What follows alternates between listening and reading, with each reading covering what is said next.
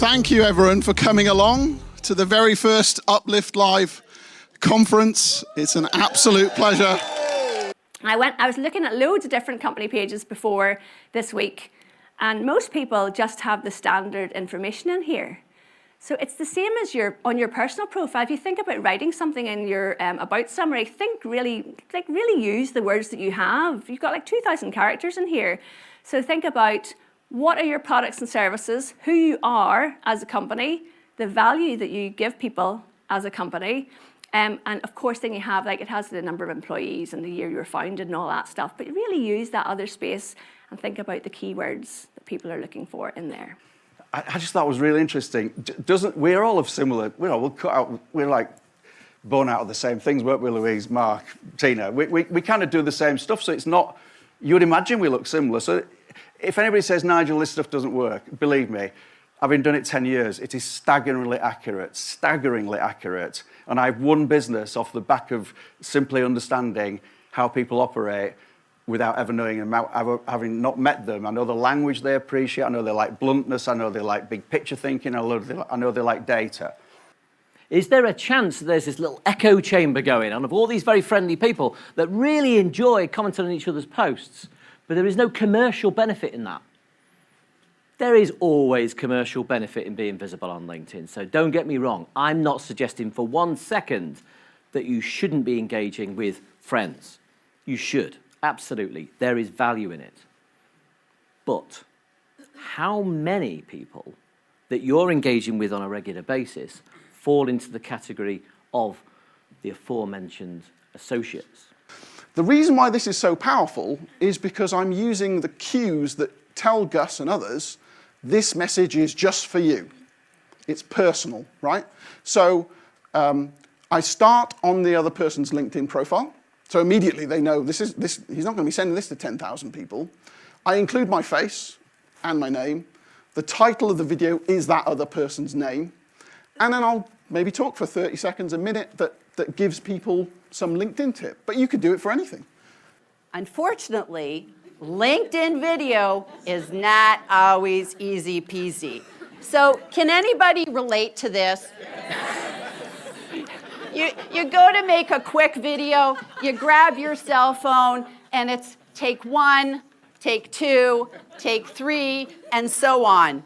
A gazillion takes, sometimes just the top of your head, and you do this, and you just go, why is video so hard? So I'm going to tell you what the reasons are. If the title that represents what you do appears in there, that's the one you should select. If you keep titling, and all of a sudden the drop-down box goes away, you are on the other shelf. Doesn't matter. If you are the regional director of North America, that's not going to come up as a market value title. Regional director might come up, or regional director of sales or something like that might come up. You select that one, and then you define within the body of it. So if they ever had to do a background check, right? Call the company and ask for the Cloud9 Navigator or the Chief Human Resource Officer. They want to be able to say both. Give it to them. But you got to select this. Now, market value filters come in several places within your profile. Location. Something that was mentioned before is also the best before date. It's so important that you are active on LinkedIn platform, meaning that LinkedIn shows profiles that are active on platform, because the chances that you will reply to a recruiter's email are higher. So that's why they promote profiles which are active. So how do you become active? You update your profile, or you work for a company that's experiencing layoffs. Or the best thing is to reply to emails and that you get from recruiters. And when you hit, you get this. You get only posts from the people you selected. No ads, no other post, only to go back. Only from these 7 people in the last week, I see these are the posts. And this I use for one specific company where I had the decision makers and the influence, and I started to engage until they started to respond. And I had my entrance. Bookmark search. Verifying a profile brings you 60% more profile views. And I went like, boo-boo. 4 days. And they already came with 60% more views. How is that possible? So they are gamifying us. And also now, if you accept a connection request from somebody who has a verified, you get like, Louise has verified her profile. Try yours as well. Well, I'm very excited that you're excited about your company page. I think Mark's excited about his too.